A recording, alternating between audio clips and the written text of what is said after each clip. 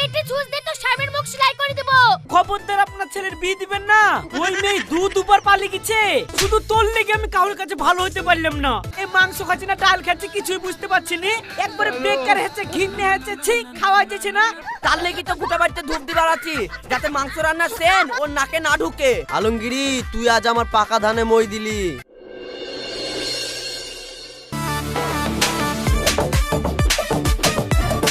কেন বললি বল, কেন বললি চুপ করে থাকলে কি তোর পেটে গ্যাস হতো? সবাই তোর লেগে আমাকে বকে গালাগালি করে। শুধু তোর লেগে আমি কারোর কাছে ভালো হতে পারলাম না। এমনকি নিজের বউ শুধু তোর লেগে আমাকে ছেড়ে চলে গেল। শুধু তোর লেগে চলে গেল। বল আর বলবি কেন বললি বল। এই যে ইনি হলেন আলমগীর। কি ভাবছেন লোকটা পাগল? নিজের গালে এভাবে নিজে চড় মারছে কেন? আরে না না, উনি পাগল না, ওনার দোষ অন্য জায়গায়। আর কি সেই দোষ সেটা জানতে হলে আমাদের কিছুদিন পেছনে যেতে হবে। তাহলে চলুন যাওয়া যাক।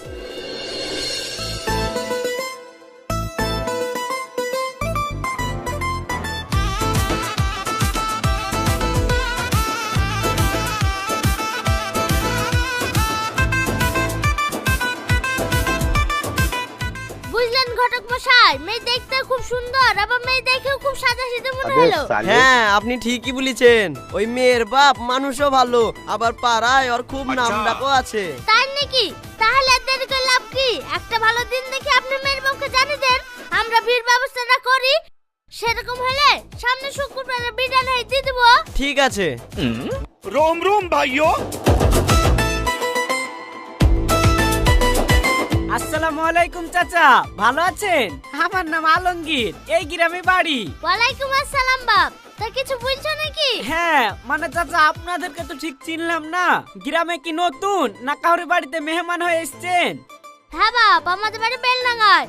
ওই তোমাদের গ্রামে জহুর মোল্লা আছে না, আর মেয়ের সাথে আমার ছেলের বিয়ে দেওয়া লেগে দেখতে গেছিলাম। কার মেয়ে বললেন? ওই জহুর মোল্লার মেয়ে মুস্কান? হ্যাঁ বাপ, ওই মুস্কান। কেন কিছু হয়েছে নাকি বাপ?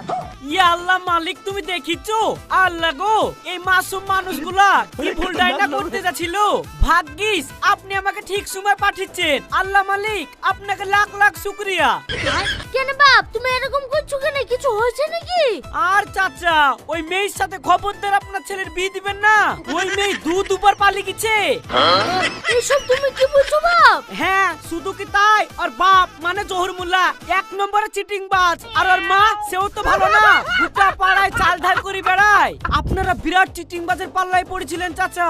খবরদার ওই বাড়িতে ছেলের বিয়ে দিয়েন না। সর্বনাশ করেছে। এসব তুমি কি